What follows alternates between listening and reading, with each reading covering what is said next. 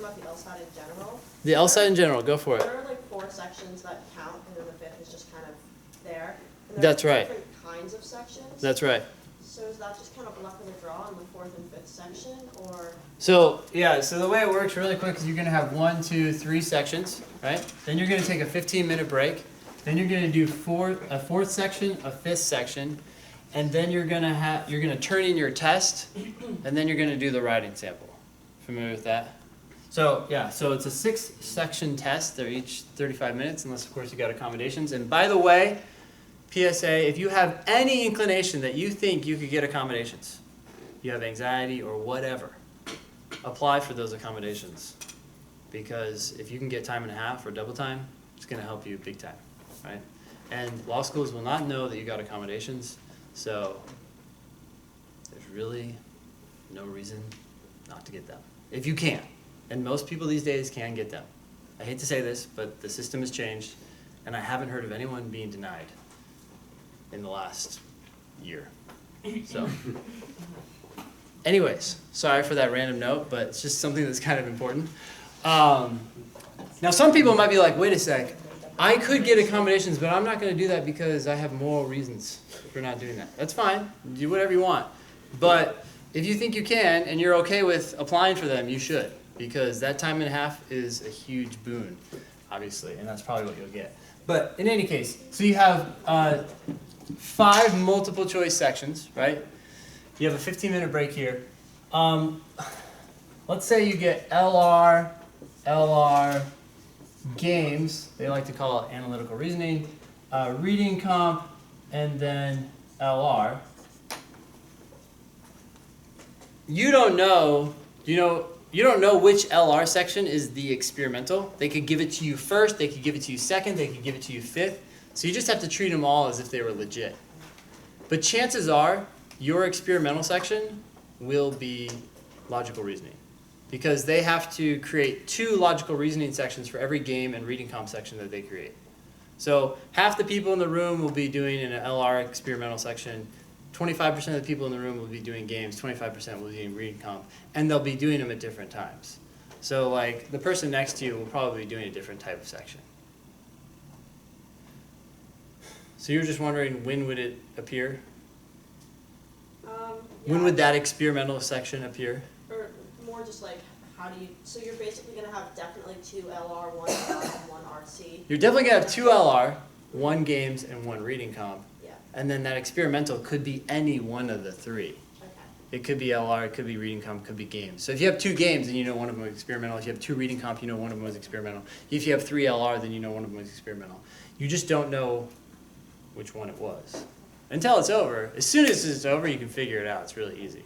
If you have 2 games, you find your fellow classmate who had 1 game, and you say, what are your games about? Well, they're about firefighters, saving the world. And you're like, okay, now I know which one was real, and the other one must not have been real. But it's hard to figure that out during the test, so don't try.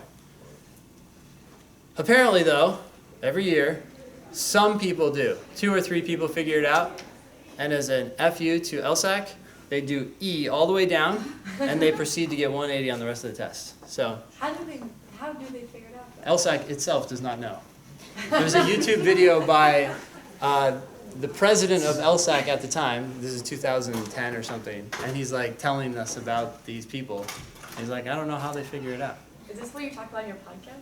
We've talked about it, yeah. Yeah. Okay, cool. So any other questions on this? We're good? All right.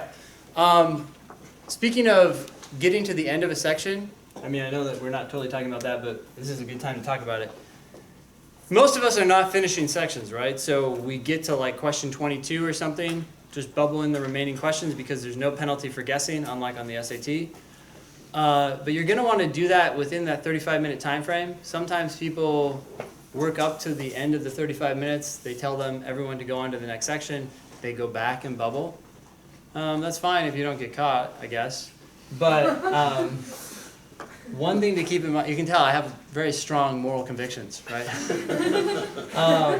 In any case, if you get to section 5 and this is your plan, it's not a good plan because they will collect your test immediately after section 5 And there are always a few people who are shocked by this news, right? They didn't bubble in the last questions on all of their sections. They're like, I'm just going to do that during the writing sample, because who gives a shit about the writing sample? It's not graded.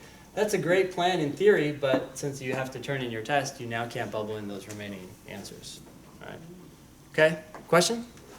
I thought that I read somewhere in the reading that you signed Yeah. that you're supposed to select whatever the last letter was that you had bubbled in, and then just do that for the remaining like 4 or 5 questions that you don't get to.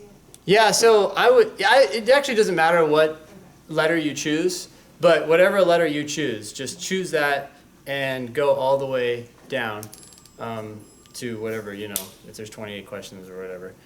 Sometimes people will bubble in those remaining questions at the 5-minute warning, right? So the proctor gives you the 5-minute warning, you bubble them all in, and then you erase them as you get to questions. But now there's no stress, like I've got to anticipate when the end of the section is going to happen and then stop and start bubbling things in, because you've already bubbled it all in. So now you can just work on the rest of the section at your own pace and erase answers and replace the things you did bubble in with the correct answer, or whatever you've chosen, in that remaining time. Number 1 rule is when they give you the 5-minute warning, don't panic, just keep going forward. Just do the next question. That's the only thing you have to do, right? At any given moment, the only thing you have to do is answer the next question in front of you. If you start thinking about doing more, then you're not really present with what you're doing right then and there, and it's actually going to take you longer. So ironically, it will hurt you. I don't know, has anyone noticed that they're going along and then all of a sudden they get a bunch wrong? Especially either after the 5-minute warning or at some other time. Like at some point in the section, it's like, oh, I got a bunch wrong all of a sudden.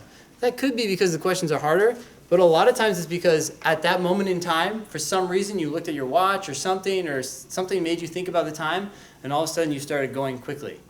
And then you just start getting a bunch of questions wrong. It's like, well, you might as well have just sat there and looked around at people, right? So anyway, something to keep in mind. Any other questions? All right.